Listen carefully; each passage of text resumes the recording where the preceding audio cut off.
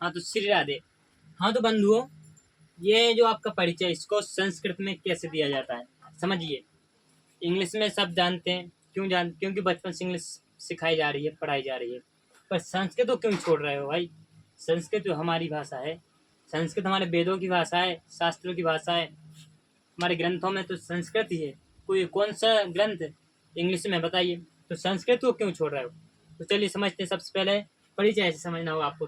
परिचय जैसे इंग्लिश में सब जानते हैं, यहाँ पे नाम पूछा है तो सब आप पूछ सकते हो what's your name, what's your name. तो सब जानते हैं माई नेम इज कुछ भी फलाना ठिकाना सब बता देते हो। संस्कृत में कैसे बताएंगे?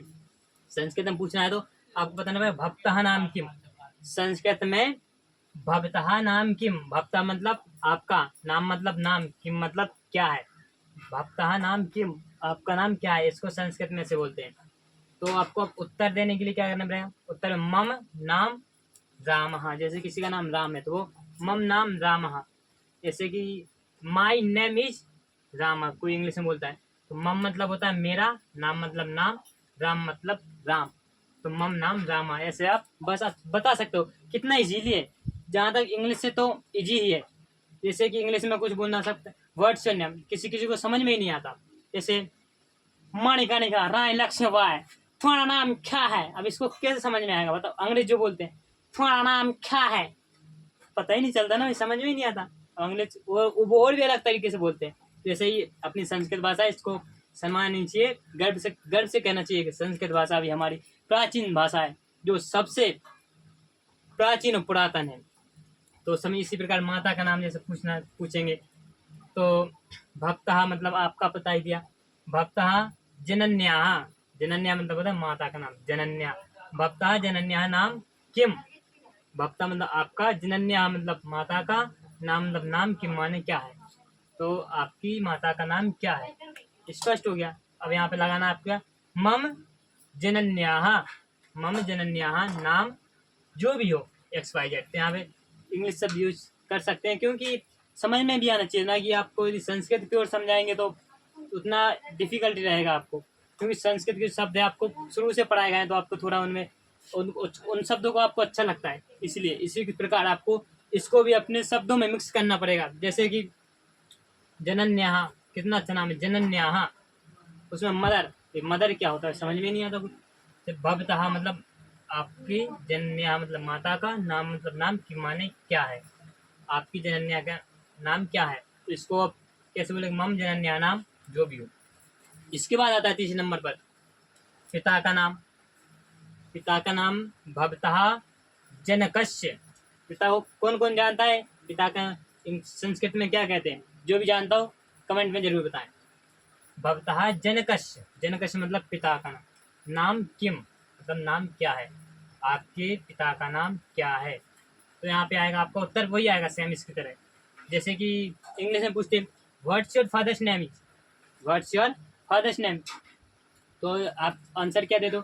माई फादर्स नेम इज जो भी हो, my father's name is, my mother's name is, my name is, वही सेम है ना। उसी प्रकार यहाँ भी मम नाम रामः, मम जनन्याः नामः, मम जनकस्य नाम जो भी हो, मम जनकस्य नाम सुरेशः, ऐसा जो भी हो तो ये आ जाएगा सेम। उसके बाद आता है आपके गांव शहर का नाम। गांव को इंग्लिश में बोलते हैं विलेज, शहर को सिटी। सिटी से कितना आसान लगा आपको सिटी, क्योंकि आप बोलचाल में आना लगा। पहले के लोग नगर या शहर ही बोलते थे, गांव बोलते थे नगर। जैसे कि भोपाल नगर, भोपाल नगरा, ऐसे इंदौर नगर, ये नगर बोलते थे पहले के लोग। उसी प्रकार आपको शहर जो कि नाम सिटी आपको अच्छा लगने लगा, सिटी इजी हो गया आपको, ये भी आप बोलने से इजी हो जाएगा। जैसे कि भक्ता मतलब आपका सबको पता ही है। अब गांव को क्या बोलते हैं? ग्रामस्य। क्या? ग्रामस्य। पहले के लोग बोलते ही थे ग्राम, अभी भी आप डॉक्यूमेंट पर देखोगे तो ग्राम ही लिखा आएगा। अभी आधार कार्ड पे देखना आप पीछे तो ग्राम ही लिखा आता है, जो गांव से बिलोंग करते हैं। यदि आप गांव से हो तो लाइक कमेंट शेयर जरूर करें। क्यों? क्योंकि मैं भी गांव से हूँ। तो आपका ग्रामस्य मतलब जैसे आपका ग्रामस्य नाम किम, तो आपका यहाँ पे आ जाएगा आपका ग्राम का नाम क्या है। तो आपको बताना वही प्रोसेस है। मम ग्रामस्य नाम, मम ग्रामस्य नाम नंदगांव, बरसाना, गोकुल, जो भी हो आपको। इसी प्रकार आपको गांव का नाम बताना है यहाँ पे। मम ग्रामस्य नाम, जो भी उसी प्रकार आता है आपके कार्यालय का नाम या विद्यालय का नाम। जो स्टूडेंट हैं उनके लिए विद्यालय का नाम ही उचित रहेगा, जो कार्यालय है वो अपना एड्रेस बता ही सकते हैं, क्योंकि कार्यालय में उतना ज़्यादा कोई पूछने वाला नहीं होता है कि तो आपको संस्कृत में बताना पड़े, वो बताओगे भी नहीं, मुझे पता है। फिर विद्यालय जो बच्चे हैं उनके लिए आता है बुकों में जहाँ तक भरने को, तो विद्यालय का नाम आता है, उसमें आपको बताना पड़ेगा, सेम रहेगा भवतः विद्यालय की जगह विद्यालय सी रहेगा, भवतः विद्यालय नाम की, ऐसा उसमें आ सकता है भरने को, तो आपको भरना पड़ेगा मम विद्यालय नाम स्वामी विवेकानंद विद्यालय, जो भी हो। तो यहाँ पे मम विद्यालय नाम इसके पीछे। हालांकि अभी तो कॉन्वेंट स्कूल, पब्लिक स्कूल ये ज़्यादा चलते हैं, जैसे कि कॉन्वेंट स्कूल है, ये इंग्लिश मीडियम वाले स्कूल, उनका प्रमोशन करवाते रहते हैं। तो आपको विद्यालय ही लिखना है जो हिंदी मीडियम से है, क्योंकि हिंदी हमारी बहुत नीचे डाउन होती जा रही है, इंग्लिश अप हो रही है, तो उसके लिए थोड़ा संस्कृत को भी लेके चलना है हमें साथ में, तो संस्कृत के शब्दों को भी समझना पड़ेगा। जैसे कि अब भाई, अब भाई बहन, अब भाई बहन के इंग्लिश में क्या कहते हैं सभी को पता है, ब्रदर।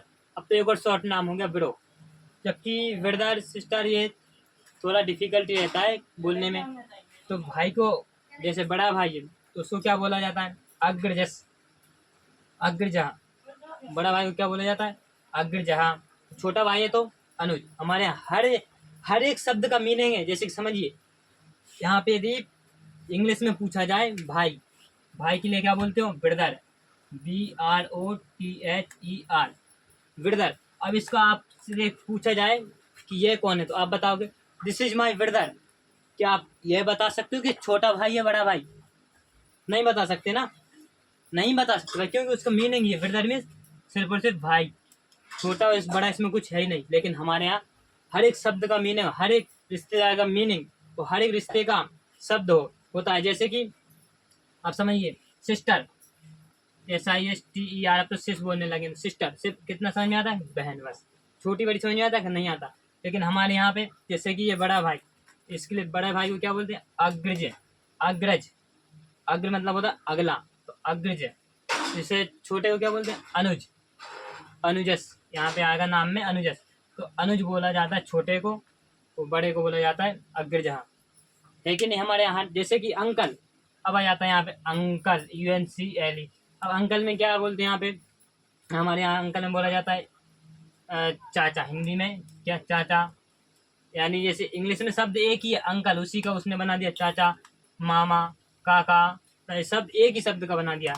लेकिन हमारे यहाँ हर एक शब्द का, हर एक रिश्ते के लिए शब्द, जैसे कि चाचा को क्या बोलते हैं, जैसे मामा को क्या बोलते हैं, मातुल्य। चाचा को सब समझते हैं, मामा को मातुल्य बोलते हैं। इसी प्रकार हर एक, अब जैसे कि मान चलिए ग्रैंड फादर, इंग्लिश में एक शब्द आता है GF, मतलब ग्रैंड फादर। ग्रैंड फादर को क्या बोलते हो, उसी में आ जाएगा दादा, उसी में नाना, उसी में जो और ऐसे शब्द आया। लेकिन हमारे यहाँ हर एक शब्द का मीनिंग है। जैसे कि संस्कृत में दादा को क्या बोलते हैं, पितामह। जैसे भीष्म पितामह, पितामह, भीष्म पितामह। और जैसे नाना को इसमें तो बोल देंगे ग्रैंड फादर, तो समझ में नहीं आएगा मामा है, दादा है कि नाना है। तो इसमें हमारे यहाँ नाना को क्या बोला जाता है, नाना को बोला जाता है माता मह, माता मह। समझे कितना कितना मतलब हर शब्द का अर्थ है हमारे यहाँ पे।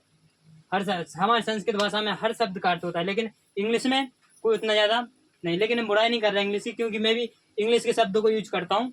जैसे कि ये भी यूज कर दिया, यूज किया, मतलब उपयोग नहीं बोला मैंने, तो इसलिए इंग्लिश को कोई मैं गलत नहीं बोल रहा हूँ। लेकिन इंग्लिश में सीखना चाहिए, संस्कृत को भी साथ में लेना चाहिए, क्योंकि यहाँ पे हमारे संस्कृत एक पुरातन और प्राचीन भाषा है, जिसको हमें गर्व होना चाहिए। क्योंकि हम सनातनियों को तो सबसे ज़्यादा गर्व होना चाहिए, क्योंकि हमारी वेदों ग्रंथों की भाषा है। यदि आपको भी पसंद आए और ये वीडियो अच्छा लगा तो लाइक कमेंट शेयर जरूर करें। राधे राधे, जय श्री कृष्णा, जय हिंदू राष्ट्र, जय भारत माता की।